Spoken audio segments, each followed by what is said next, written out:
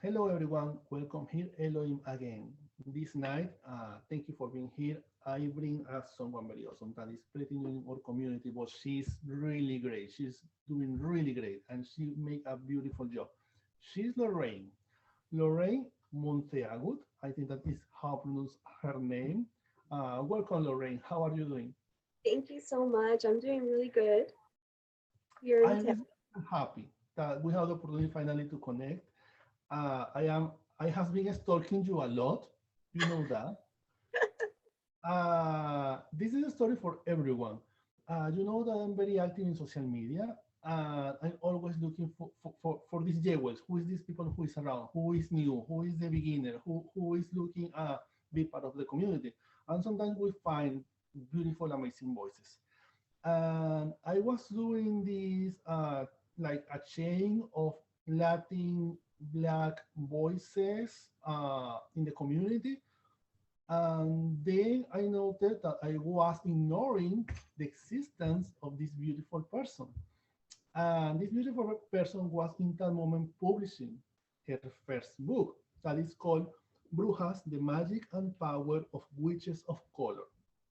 Is We have some kind of quote in Venezuela when something is very big. We say it's not big, it's this big, it's this color. That book is this color, it's this so big. I see the book in Barnes and Noble recently here in New York City. Was splendid. I immediately buy the book. So I need to talk with her. I need to bring you this amazing person. Lorraine, tell me how was the process of this book for you? Oh, it was such a transformational process of writing. It started many years ago. I started writing about my family while I was doing my PhD here in Tampa, and um, it was just really hard to write some of the things. Some of the stories in the book have been rewritten and rewritten many times. Some of the family stories, and through that process, I got into my emotions. I think that was the magic of the writing is to unlock, the hard things that happened and work through it and heal it and create something beautiful out of something hard. So the process of the book the last few years has been not the easiest all the time, but like magic, it's not easy and it's challenging, but it's rewarding.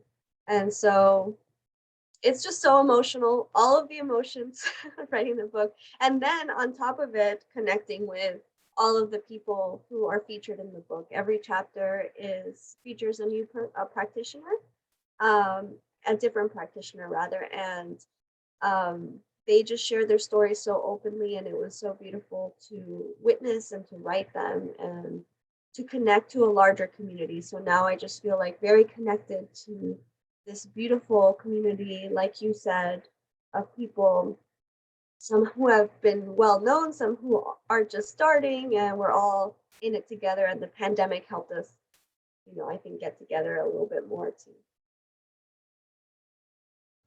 Yes, your book is entirely different to everything else in the market. That's my perspective being a reader. Your book is different, the colors, the cover, the title.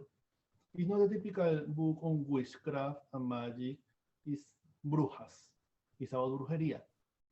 How was for you make this book that is so different? How was this not no negotiation, but how was this conversation, this talk with the publisher to be accepted?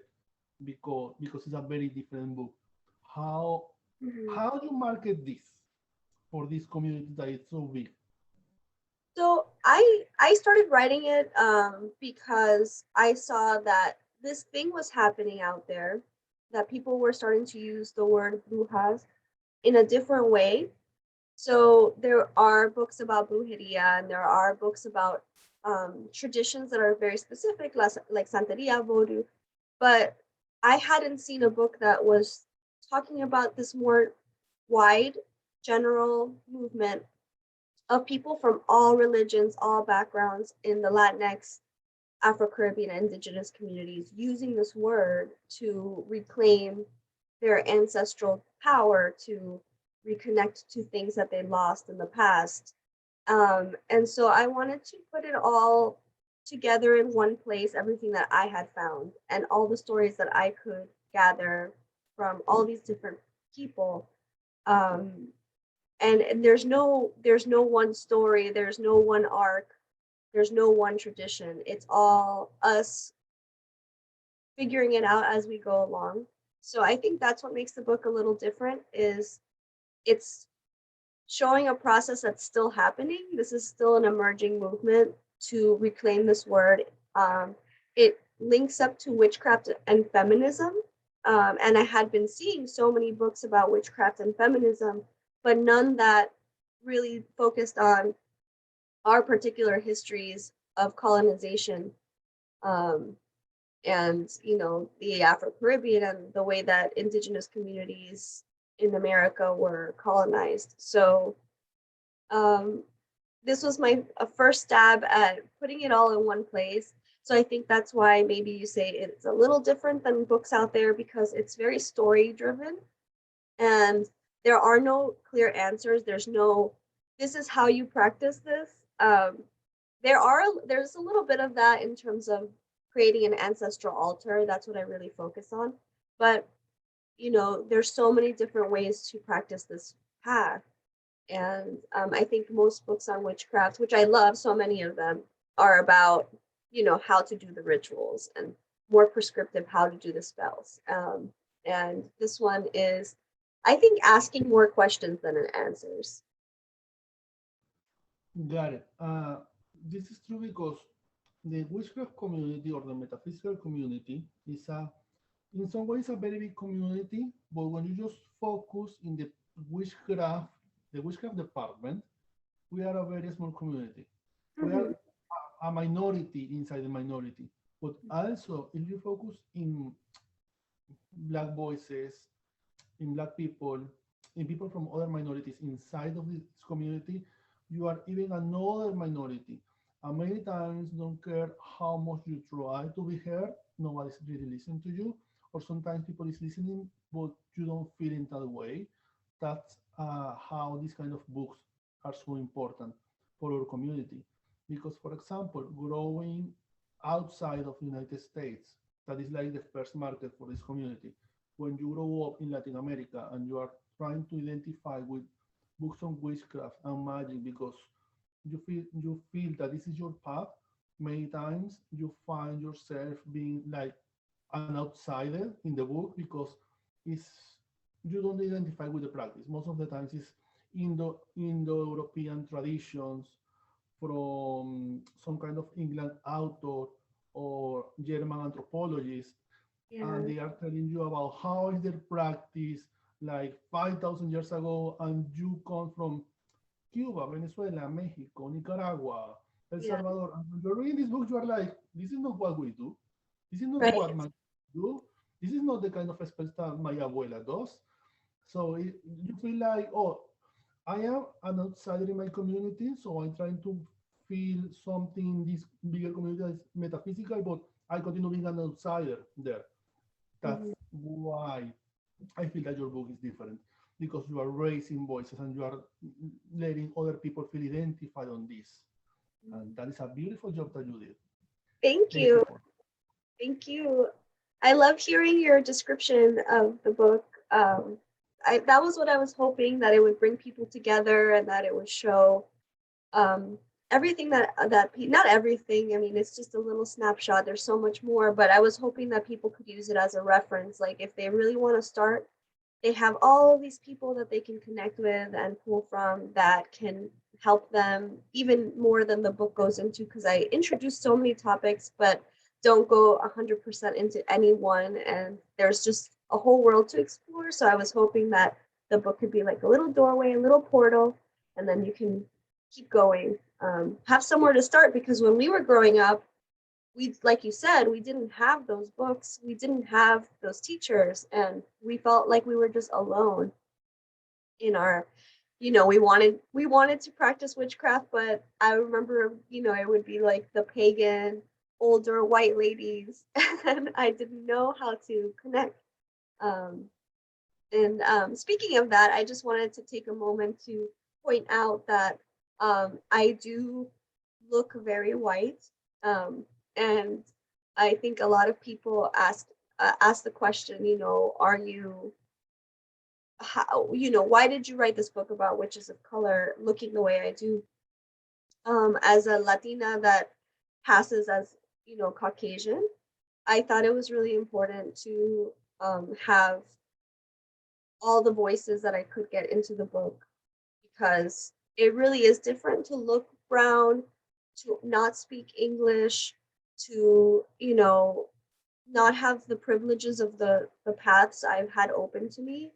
That makes magic different. That makes your path different. And I wanted to make sure to have the voices in there from the Afro Caribbean and indigenous communities who are reclaiming this word. Um, their experiences of coming to it too, because it's so different from mine as a person who looks, the way I do and has had the privilege of higher education too. And I got my PhD, and that helped a lot. And so, I think about my cousins, my primas. They're like, they're brown skinned. They walk through the world in a different way than me, and I wanted to make sure that that was central in the whole book. Is like, this is an offering. This is a platform that anyone can share. It's not just my story. Yes, thank you for that, because it's many people in this community who feel in that way. I mean, we don't choose which color we will have, We don't. because if not an option, I would like to be orange or blue. I Not, know green. I want to be green. I would like to be blue. I would love to be blue. I'm not. I can't. And it's complicated because literally this topic that you are bringing here. I was having this conversation with a friend of mine who's Laura, who's an upcoming author too. She's Mexican. We were having this talk time ago about how many people in this community don't identify with us, with many of us, because we are a little white. Statistically, Cuban, and I don't remember which is the other one. We are like Argentinian or Argentinian. We are the most white people in the Afro-Caribbean community, because all the other communities have a different skin. They are more cinnamon. They have this, a very beautiful cinnamon color. We not. They don't throw color over us. We are pale. Sorry. And people don't identify with us many times. And I like this, that you are not just saying I am Latina. Also, we are struggling with these other topics. Like in our own community, some people don't see you like a Latino too. Uh, we are not white facing, or not we are not trying, but it's true that you are saying many times we work around the world and we have some kind of benefit and we are not looking for. It's true. And one of the main things I hear from readers is thank you for including, you know, everyone that you could, because there's a perception among people who are even within Latino communities that Latinos look a certain way, and we're white and we're black and we're brown and we're red, we're green and blue, um, and a lot of times that's not really understood largely. That we are very heterogeneous and varied, and yeah, the colorism within our own communities is pretty bad. So I was hoping to also combat that with these stories, is to show how different we all are, but how beautifully connected we all are too. Yes, if you see, the Latin community is the most colorful community, the most diverse community. If you see who represent us in music, I like to give this example. When you mention about Latin artists to people who is not from Latin America, they always mention Celia Cruz, who is very brown, and Mhm. Gloria Estefan with green eyes, red hair, but she continued being Cuban. Both of them are Cuban. So you see how colorful is our community. Mhm. we struggle with the same topics, but in different levels. Uh, you mentioned before how was this struggle doing the work of the book in 2020. This is my surprise question that I always do to every author. How was 2020 for you? Oh my God. It was terrible. This is the breakdown moment. I Ah, always very uncomfortable question to everyone.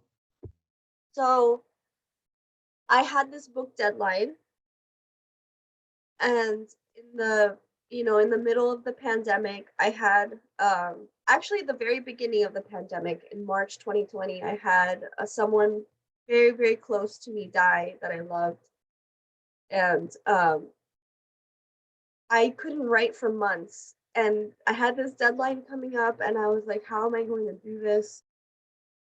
I did not know how I was going to get through. I was in a deep, deep, terrible depression for many months. And oh God, just even thinking about it makes me like, whew, it was just a terrible time. I know for so many of us.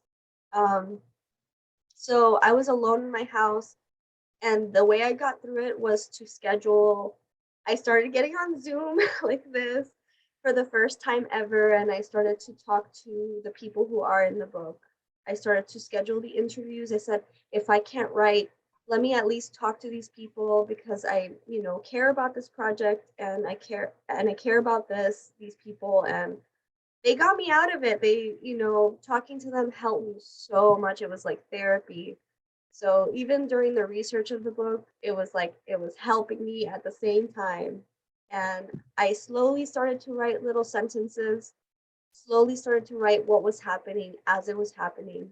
And so a lot of the book is written in the present, just as I'm figuring stuff out, trying to get myself out of this depression, going through grief, and connecting to the work of these magical people who have all these tools that they're suddenly sharing on Zoom, on Instagram Live, on YouTube, on all these platforms because they cannot get together in person anymore. So now there's so much more available, and it really was an opportunity. And over time, the book took form and things got a little better and it really helped me. That's why I said in the beginning that it was such a transformational process because it really helped me, um, not just in my career or for writing, but it helped me emotionally to get myself out of a terrible depression. So yeah, 2020, 2020 was hard. Yeah, yes, was a hard struggle, but anyway, you find connections, you find the strength, and you create this amazing book that is now available in every bookstore. People, look below this video in the description. You will find all the links to find the book, to find your copy, and to follow my friend. I have two more questions for you, three more Okay. questions for you, very fast because I know that you are running of time today. I really appreciate that you take your time for this. First, where do you live, and what is your favorite thing about your city? Okay, so I live in Tampa, St. Pete. So right now I'm in St. Pete. I say Tampa because it's the wider Tampa Bay area, and I have lived in Tampa for the last 12 years. And it is now so popular because Tom Brady, football, and the weather in the pandemic, everybody just started moving here. So it is just exploding. And that has its problems, but what's really cool about it is that the art scene is really getting really big. So one of the things I love the most is all the artists who live here and the way they like to collaborate and how much people show up and support local artists here, especially on the St. Pete side. Um, it's really lovely. I work at a shop, a houseplant shop, and that's what I do full time. So I'm going to go to work right after this. And I just hold astrology and tarot workshops there and take care of plants. And the community comes and just supports these kinds of local businesses. So that's my favorite thing about where I live. Wow, great. Thanks for that. Next question. Do you remember which was your first book on witchcraft and magic? Yes, I think The one that keeps coming up is Borderlands, Gloria Anzaldúa. She's a Mexican writer. And this one is more, I think it's like the what got me into the fringe of academia and magic. You know, she writes about, the traditions, mostly Mesoamerican Mexican traditions. Um, and she has like poetry, but also academic philosophy in there. And it was the first book that made me think, wow, I can really, take all the stuff that I've learned in higher education and really apply it to learning about my histories and my backgrounds and like the beauty and the poetry that's there, and it's not separate. And so she was a huge role model for me. And so I wouldn't say it's not a witchcraft book, but it is a magical book. And so that's where I come from, is like this philosophy side, the big picture, and also poetry and beautiful language. And so she really inspired me. Another one that I have right here is Braiding Sweetgrass, and this will be my newest one that I'm really into. Um, it's a indigenous author who talks about the science and magic of plants together. And that's another thing that I love, is combining science and magic, because they are not separate to me. They are the same. They are both intertwined. So, yeah. Thank you. This looks like really good reference. I will try to put also in the links for Yeah. everyone, because now I'm jealous. I am very jealous in this moment. Uh, Last question for today is, did you remember which was your first spell or ritual that you did? Oh my gosh, yes. So I was just really into nature growing up. So I would, you know, um, go outside and just pick out plants and all this stuff. And I would draw them and write about it. So I think my first spell was probably under this willow tree that I used to hide under, and I used to bury all of my things there. And it's like I created this little nature altar outside. And so my first spell was probably when I buried my rocks and my leaves and like my treasures. And then I would write on a little piece of paper a little bit of poetry, or a little bit of like what I wanted in my heart. And um, and who knows what I actually wrote? I don't remember, but then I would bury it with the objects, and then just sit there and kind of meditate in my little child way. And yeah, that was like my natural inclination, was to play with dirt, to use dirt and earth. Yeah, you were communicating with nature, with the air, with the Yeah, land, using your own hands. That's great. yes. Lorraine, this has been wonderful. I really appreciate your time. I really know how busy you are. For everyone Oh, who's watching this video, this was very complicated to schedule because she's super busy. I'm not. Not really. no, We I are. got I got COVID also. That was it. I also got COVID because I was very looking forward to talking to you, and then for weeks I was so sick. For like 4 or 5 weeks, it was really bad. But yeah, I'm No, happy we finally got to. happy. We are happy that you are doing well, that you are totally recovered. You are looking great. You are, I mean, I don't know continue. about that. Everybody, I want you to know that I didn't do my hair this morning, and that's my unmade bed, and I just got up. This is my bedroom. Don't And worry. Don't worry. also, before we forget, I finally found the book. I've been trying to look for it while we talk, just so you can see a picture of it. This is what it looks like. And I want to show you my favorite thing about it is that it's got this beautiful stamp on Wow. it. Yeah. Um, so you can make it a pretty altar book if you want. Yeah. Yes. Yes. I'm proud. Like you said, it's my baby. Yeah, it's a good idea. It's your baby. It's your first baby. We are waiting that you give to your baby some sisters and brothers in the future. But with time, not pressure. Yeah, I need to recover. Exactly. Was a whole process. Lorraine, anything else that you want to share with your followers, readers, viewers? Yes, I'm just very grateful for all of you who've been messaging me about the book, and I I appreciate your gentleness when you talk about it, because so much of my path has been to be hard on myself, that it's not good enough, or I'm not working hard enough, or you know the way that we get when we're doing our work. So I guess my message is just thank you for reading, and thank you for connecting, and thank you for this opportunity to be on your show, um, your podcast. And I just, yeah, I'm just full of gratitude. We are super grateful to talk with you. We are super grateful for your work. We are incredibly grateful to have you with us, leading with example, doing your work, giving a good example to everyone, um, crafting your own path. We are really grateful for that. For everyone, you can find the links of my friend Lorraine below in the description of this video. Also, the links to her book, Brujas, that is available everywhere in hardcover.